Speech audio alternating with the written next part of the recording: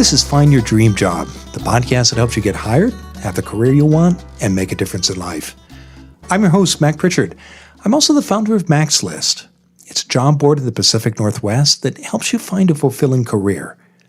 Every Wednesday, I talk to a different expert about the tools you need to find the work you want. Most of us will change careers several times. Our guest today says you can make your next career change easier and faster by taking 6 steps. Joining us to talk about this is Laurie Erdman. She's a human resources consultant at Cambia Health Solutions. She writes regularly on LinkedIn about human performance and how to navigate change. Laurie joins us today in the Mac's List studio. Before we talk about your 6 steps, Laurie, tell me this. How common is it today for people to change careers? Well, I don't know. It's been a while since I've looked at the statistics, but what we know is that people, particularly the younger generations, but I think even the older generations, are changing careers multiple times. A half dozen or more changes in a lifetime of careers is not unheard of these days. And why do people do it, Laurie?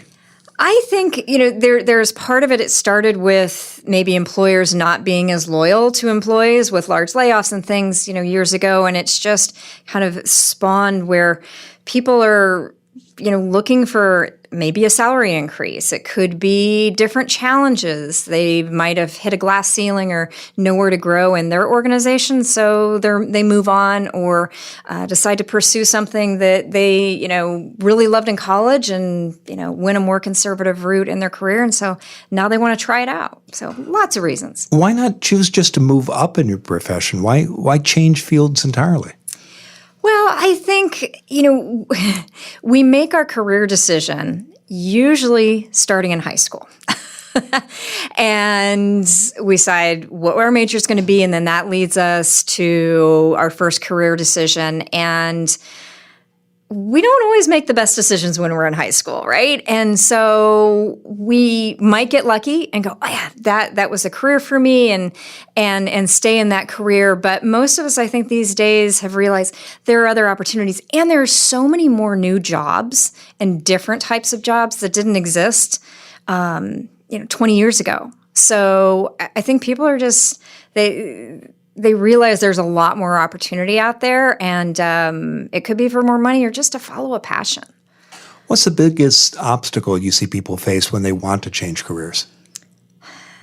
I think it is their own thinking, really, is where the biggest obstacle. Thinking, well, I want to do that, but I don't have the right education, I don't have the right experience, so I can't get that job, and then they feel stuck, and then at that point probably don't take action. And that is the biggest challenge is I see for people is getting over that and starting to take the action and kind of put the mental chatter aside. Well, I know many of the tips you're about to share deal just with that challenge. Right. So why don't we jump into it? Okay. Your first tip, Laurie, is to know what you want. And why is this important? Well, I think, as it has come up in many of your other podcasts, people talk about when you're going to search for a new job, you want to be able to tell people what you're looking for. And so knowing what you want and having that clarity and being able to articulate that to people so that they can help you is critical for any job search and career change.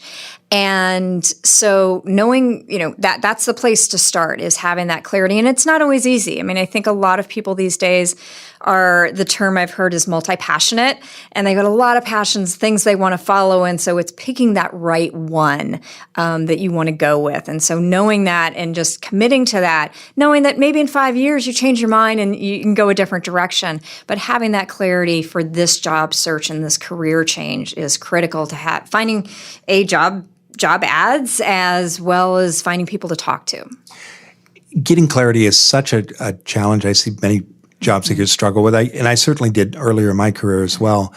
How do you see people who feel passionate about several different occupations sort that out? What do they do? Yeah, so one of the things I always ask people that I'm talking to or coaching is I say, think of the time that you were in your career most energized. and then start to really piece that, whether it was a specific position or a specific project or whatever it may be, and start to really analyze what it was about that situation that you loved. And that, I think, is a good place for people to start to see where to start to give them direction and get that clarity that it may be, it's not project management that I like so much, but it was the fact that I was collaborating with people. So what are other options that I could get that collaboration, because I really don't like the minutia of project management, right? So really starting to dig into those situations and then pursuing each one of those with research and informational interviews to get greater clarity to understand what it is is really going to bring the energy and passion for you. What advice would you give to someone who's at the start of their career who might not have that kind of professional experience that you just described? Yeah, I think so. Another suggestion I have is look at where do you spend your time already? What kind of books do you read? What publications, or social media, threads do you find you spend the most time with? And start to look there and then start to dig deeper into those subjects. And even if you don't have experience, you probably know where you're spending your time. It's a good place to start. How much time typically do you think you see people spend in getting this clarity? Is it something that you can do with a set of exercises or a couple of sessions with a coach, or are we talking about weeks or even months of time? I think it varies by the person. I've spent time with 25-year-olds who it takes months, and 50-year-olds that it takes one session with a couple exercises. So I think it varies, but I think it's key to have patience in the process. It's going to vary from one coaching session or a journaling exercise to maybe a couple months of interviewing people and whatnot. So be patient with the process. Your second tip for career changers is to tell your story. Tell us more about this, Laurie. Why does that matter? Yeah. So first of all, I think as humans, we love stories. And when you're out there trying to get clarity and know where you're headed, it helps to know your own story. And when you do get that clarity and you start looking for jobs, particularly jobs that are not completely in line with what you've done in the past, then what you want to make sure is that thread of the story that connects to your last three positions and why this new position and this new career makes sense and what your past can bring to this new role.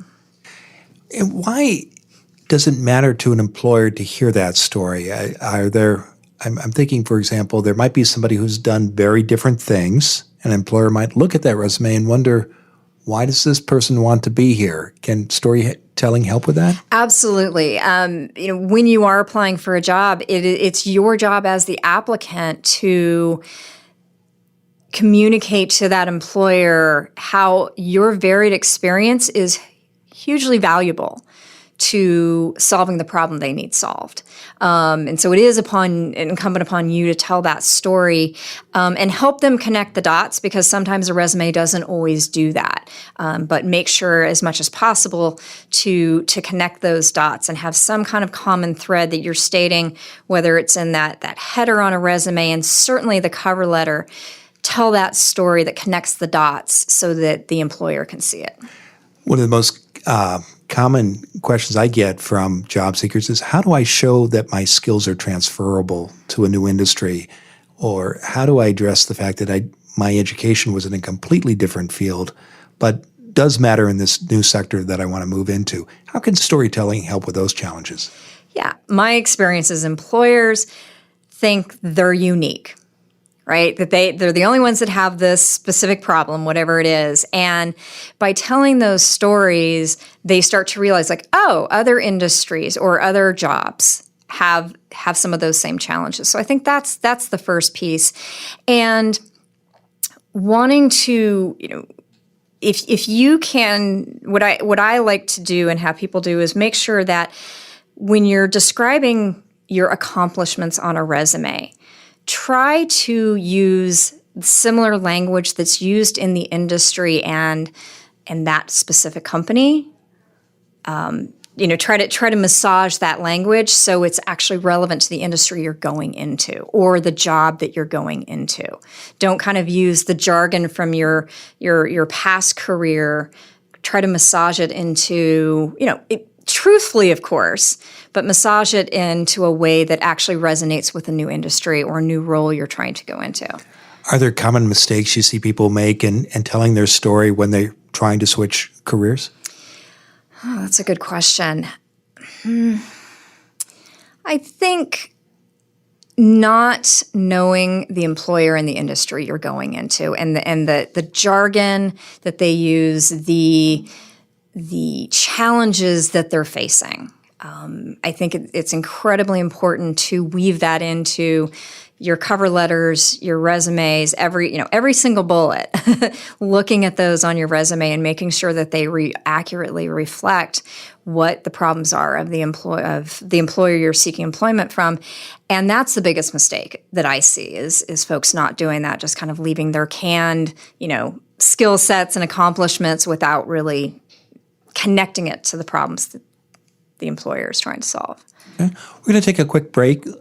Laurie, when we come back, I want to continue our conversation about career change and your 6 tips that you see people take who make successful career changes. One of Laurie's 6 tips today is to tell your own story. When you do it well, employers will understand why you're ready to change careers. And even if you're not changing careers, hiring managers still want to know what you can do for them. That's why you can expect lots of behavioral questions in any job interview. Do you know how to answer these questions well? We've got a free guide that can help. Go to maxlist.org/questions. You'll get a copy of 100 behavioral interview questions you need to know. The purpose of a behavioral interview is to get examples of how you've handled the challenges an employer faces today. And that means you need to have stories ready that show what you've done for your past bosses. Learn how to tell your story. Go to maxlist.org/questions. Get your copy today of 100 behavioral interview questions you need to know. Go to maxlist.org/questions. Now, let's get back to the show.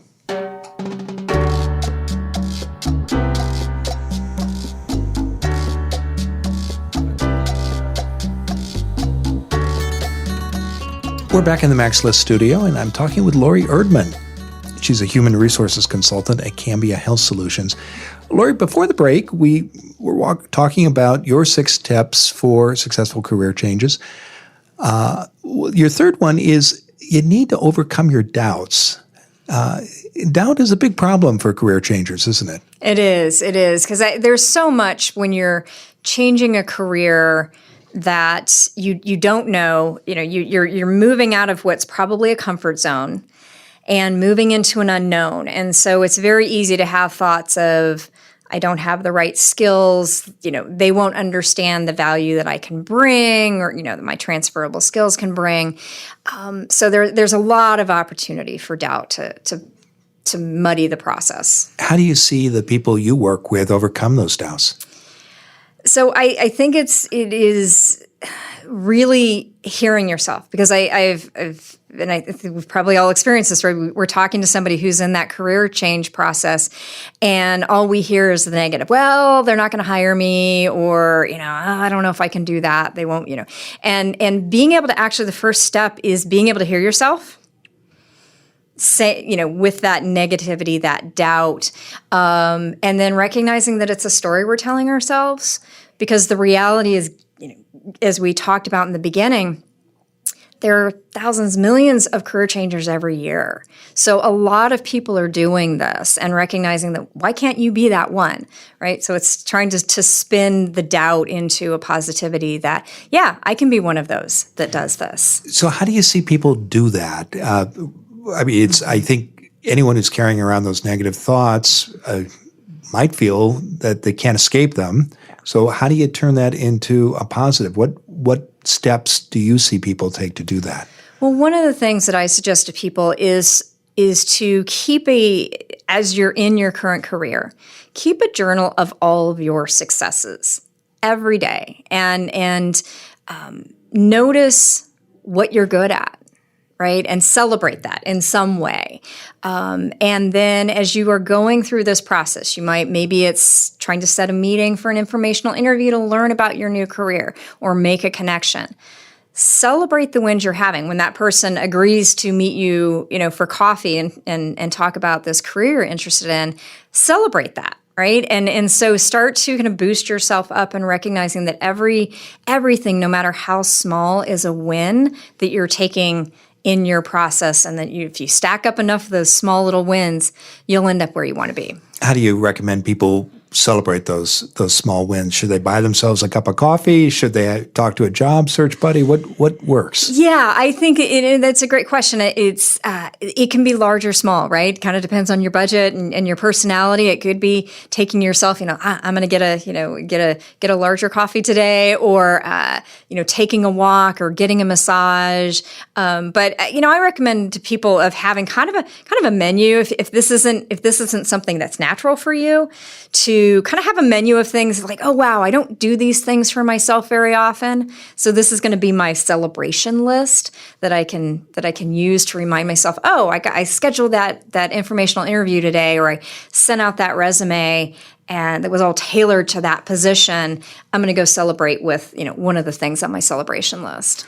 And self-doubt during a career change is very natural, isn't it? It is. And I mean, again, we're moving from a comfort zone to our discomfort zone. And there's a lot of unknown. And we're going to hit places where people don't believe that we can make that change. And that's going to reinforce our self-doubt. And I think what we have to remember is, and there's a lot of examples out there, whether it's Colonel Sanders, right? Is a great example. How many places did he take his special recipe and got rejected? It was hundreds, right? If we can remember just every rejection or something negative that happens in our process, just chalk it up to, great, that was one down, let's bring on the next opportunity.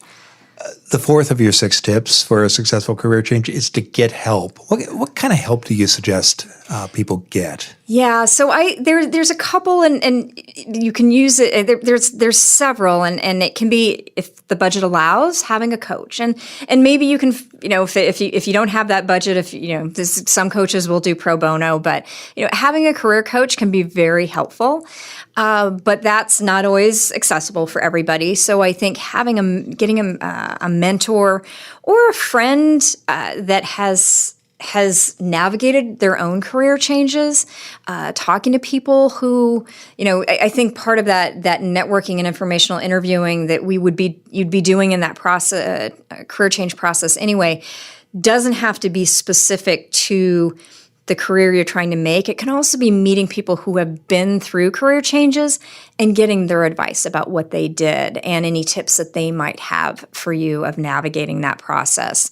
And so the help can vary kind of depending on what your available resources are.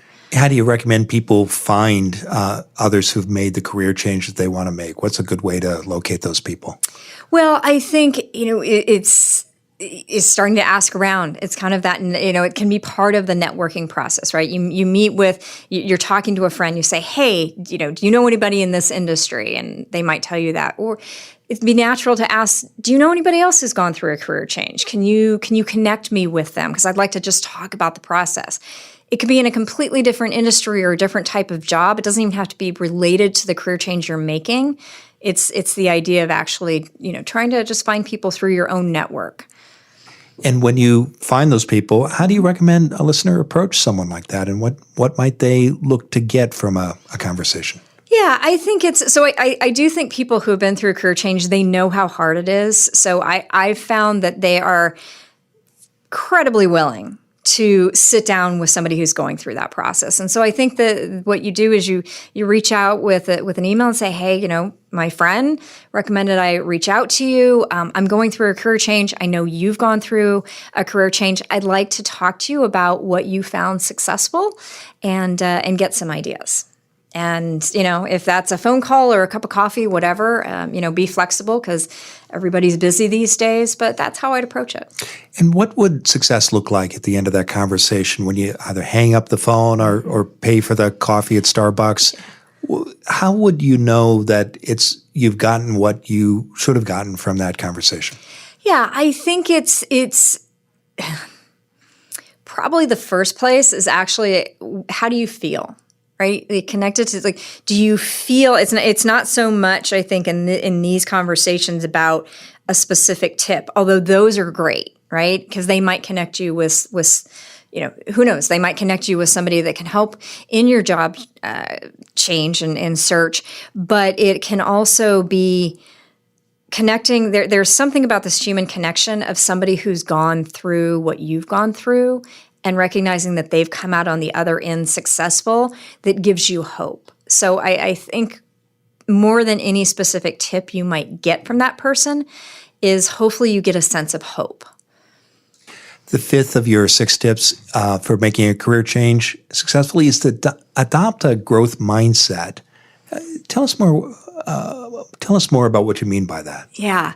So one of my things that I love about career change and working with people who are going through it is it's a learning process. And that really, a growth mindset is essential to making any change because you might actually have to learn something new. If you want to be a graphic designer and you've never done that before, you might have to take some classes. You might have to learn a new skill to make that career change. And Laurie, how do you define a growth mindset? Yeah, so I define it as a recognition that we don't know everything, and having a sense of curiosity and learning, not just from books or a course. Certainly that's important, but looking at things in a different way, in a more positive, optimistic way than we might naturally do. And when somebody adopts a growth mindset when making a career change, how does that help them? Well, I think it relates back to one of the other tips was overcoming doubts. It really, it's kind of like the kryptonite, I'll say, of doubts is having that growth mindset. And, even those negative, even the doubts, like what can we learn from those setbacks that we might see in our process? What can you learn from that? Because whether you have a success or whether you have, I don't like to call them failures, but, a misstep in the process or a step backwards, what can you learn from that? Both positive. Oh, I learned this and I want to do it again. That opening in my cover letter or my email worked really well. I'm going to use that again. Or what didn't work and going, okay, I'm going to adjust that. So learning from the process itself, not just kind of out there in the world, but Your final of your 6 tips for changing careers is to take care of yourself. Yeah. Self-care is hard, isn't it? It is hard, yes. Yeah. How do you recommend people do that? Most folks are, not all of them, but are in career right now while you're trying to make this change. Or maybe you're out of work and deciding, I want to make this career, I want to do something different. There's stress in it no matter what, right? You're trying to juggle a lot, and it can be very easy to just grind through the next task, the next activity in that career change process. And it's really important not to get exhausted in this journey. And so take care of yourself, whether it's taking a night off, binge watching Netflix, whatever it is, whatever helps you relax and kind of disconnect from the stress is incredibly important. So you're bringing a fresh perspective to the next career action you're taking. What do you say to a listener who is feeling urgency, perhaps for financial reasons, and they think they got to put in as many hours as possible into a job search or a career change? How do you recommend someone manage that? Yeah, no, that's a great question. I know there are a lot of people in that situation, and I think it's when we, just like in a job, if we overwork ourselves, our productivity, our creativity starts to falter. And our whole job search and career search suffers for that. So making sure that you're fresh, if you're that you've taken a break before you craft that next resume and that next cover letter, that next email, that you're coming at it from a tone of positivity. And having that self-care is going to help make sure that you do that. Because if you come at it from a negativity or exhaustion because you've just spent the last 8 hours, crafting other resumes, probably not worth sending that resume out.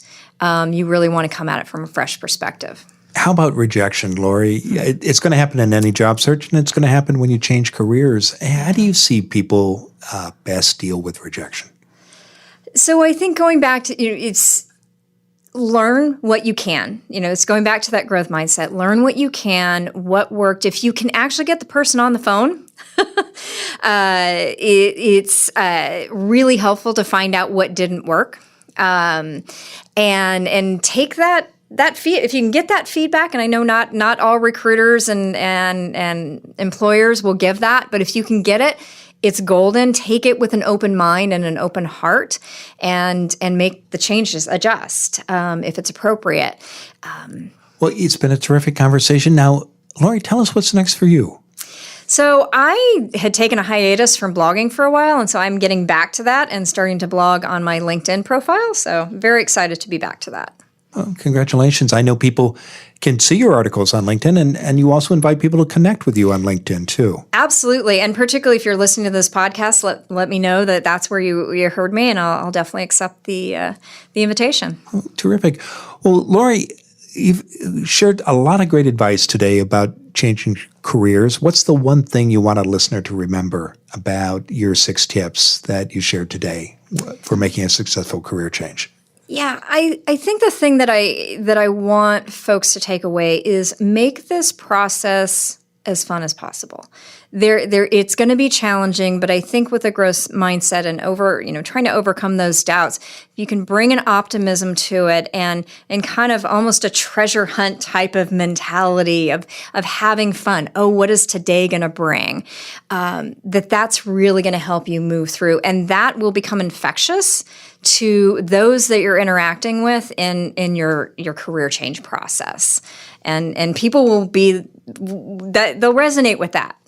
So, and that's going to ultimately bring success.